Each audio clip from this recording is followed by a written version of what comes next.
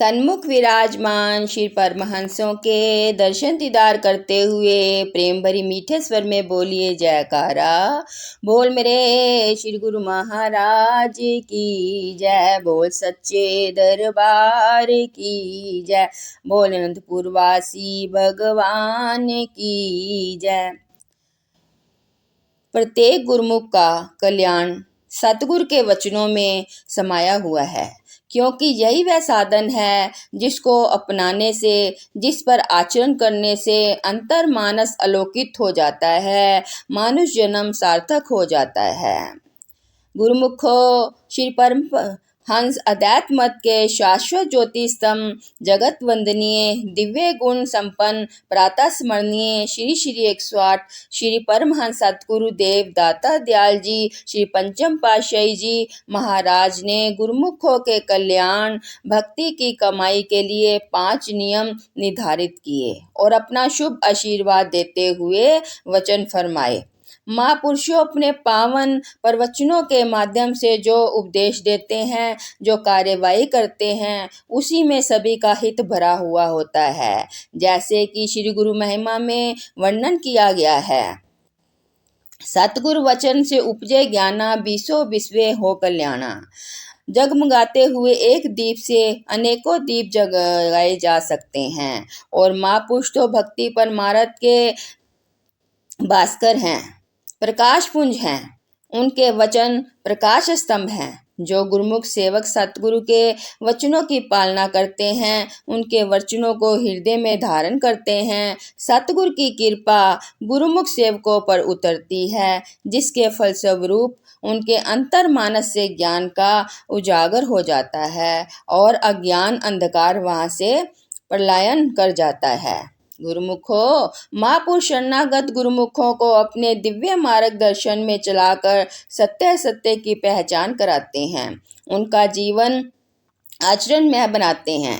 ऐसे उच्चारण जीवन जीने वाले गुरुमुख सज्जनों के अंतर में दूसरों से उच्चारण कराने की समर्थ सतगुरु की कृपा से आ जाती है। वे अपने स्वयं सुख समर्थक सतगुरु के पावन चरण कमलों से जुड़ते हैं और फिर अन्य को श्री चरणों से जोड़कर उनका भी जीवन सुखी बना देते हैं।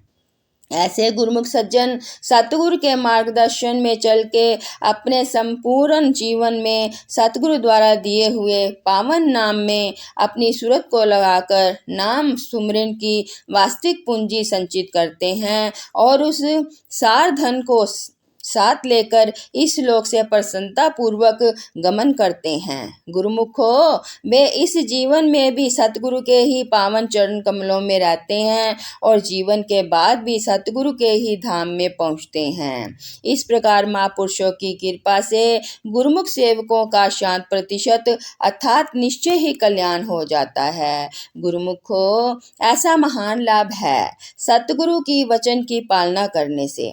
आमतौर पर संसार में लोग एक दूसरे से अलग अलग व्यवहार करते हैं, उनके अंतर में होता कुछ है और व्यवहार कुछ और करते हैं। जैसे एक बार एक गडरिये की एक बकरी मर गई, वह रोने लगा तो किसी दूसरे गडरिये को जब इस विषय में ज्ञात हुआ तो वह उसके पास पहुंचकर कहने लगा कि इसमें रोने की क्या बात है, यह तो होता ही है।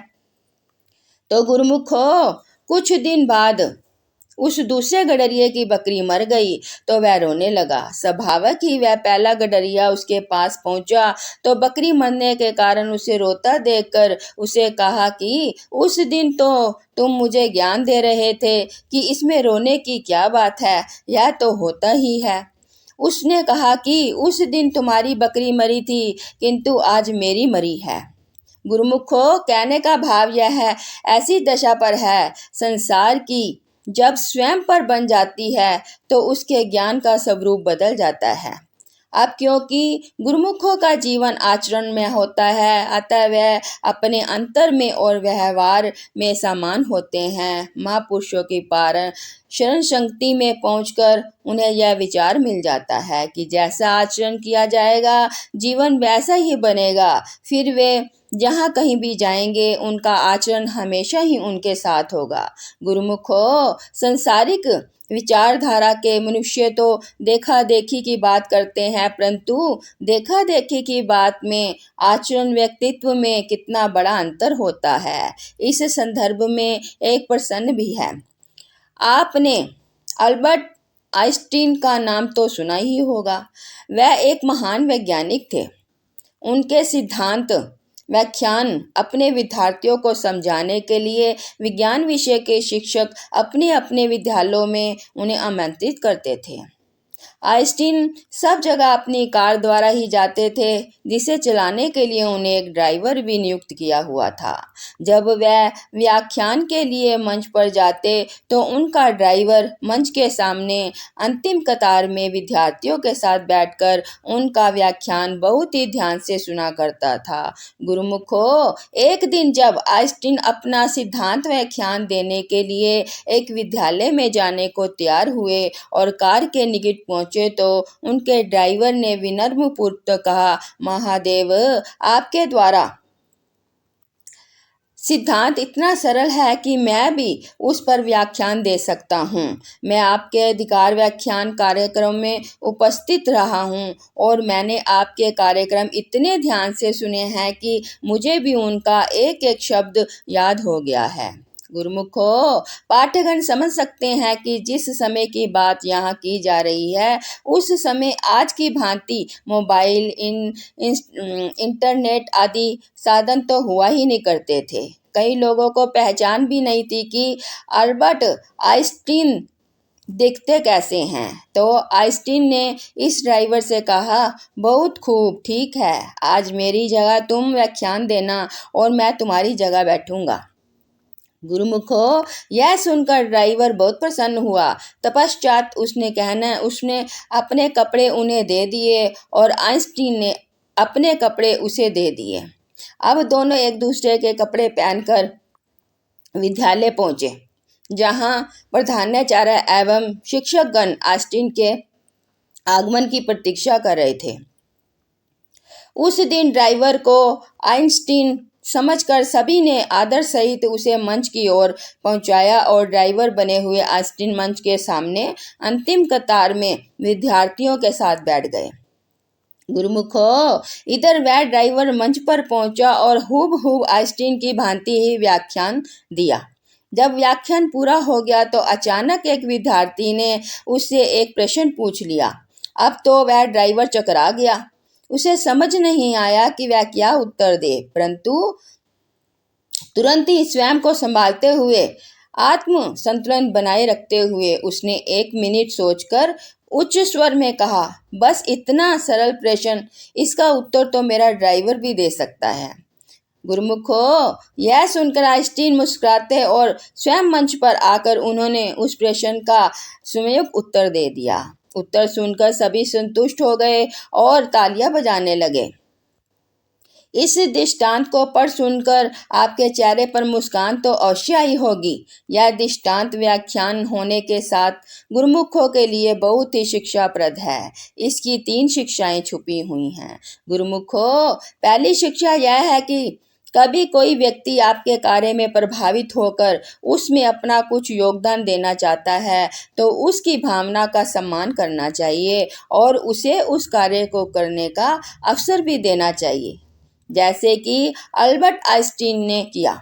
गुरुमुखों के जीवन में इस शिक्षा की झलक इस तरह मिलती है कि गुरुमुख सभी की भावनाओं का सम्मान करते हैं। गुरुमुखों के संपर्क में जो विचारवान सज्जन आते हैं वे उनके कार्य व्यवहार को देखकर प्रभावित होते हैं। यदि वे अपने अनुभव आधार पर किसी सेवा कार्य में किसी प्रकार का कोई योगदान देना चाहता है, उस सेवा कार्य को उन्नति प्रदान करने के लिए यदि वे अपना कोई विचार प्रकट करना चाहता है तो गुरुमुख जन उन योग पात्रों का सहयोग लेकर उन्हें भी सेवा का सौभाग्य प्रदान करते हैं।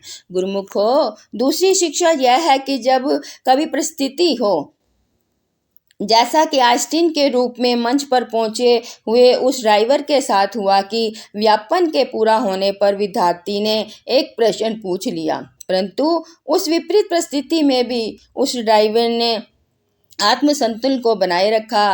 वह विचलित नहीं हुआ।